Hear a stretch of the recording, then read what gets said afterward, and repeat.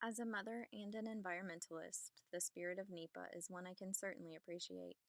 According to NEPA's text, one of the primary goals of the law is to fulfill the responsibilities of each generation as a trustee of the environment for succeeding generations.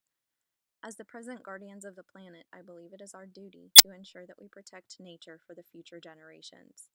I don't want to imagine a world in which kids can't go outside and discover flora and fauna nature has to offer. So many important discoveries are still waiting to be made out there. We are far from knowing all the natural environment has to offer, and if we don't protect what we have, we may discover too late that the cure for cancer was in a now extinct plant, or that a specific animal was a keystone that will unravel an entire ecosystem. In order to protect our natural environment and prevent a tragedy of the commons, legislation is necessary. I believe NEPA has been a tremendous step in the right direction, and I thoroughly appreciate its significance. The spirit of the law is to protect and preserve the natural environment for the health and well being of humans. I believe our government had the right intentions in mind when NEPA was created. It looks great on paper, and the intentions of the government when the law was enacted were great. However, it has become obscured in practice, and I can't help but wonder if it's enough to truly protect humans, the environment, or both. According to an article written by Kenneth Weiner in 2014, a few of the problems with NEPA is that it's unclear whether this law is substantive or procedural, and whether it's enforceable or if it's nothing more than an analysis and disclosure law.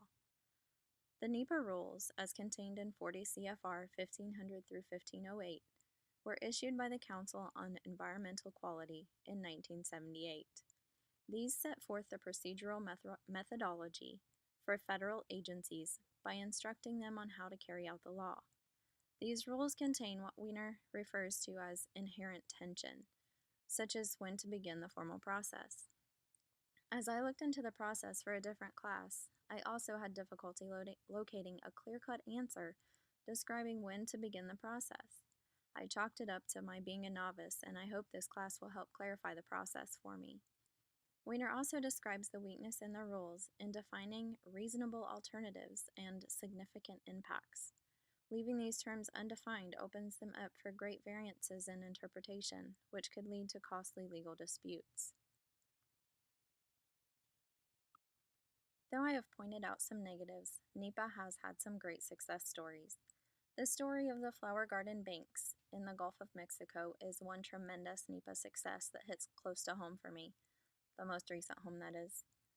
For time purposes, I'll leave it to my classmates to look at that example as their time permits. I've included the link in my classroom post.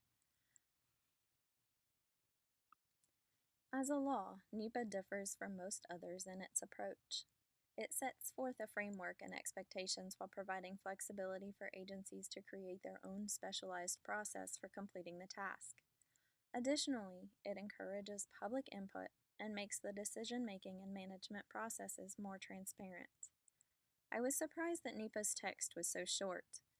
It seems like such a significant law would have more substance, especially given the verbosity of most other legal documents.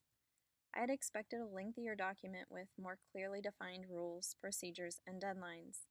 Instead, the law itself seems to do little more than set forth expectations for government agencies to integrate environmental concerns into their decision-making processes.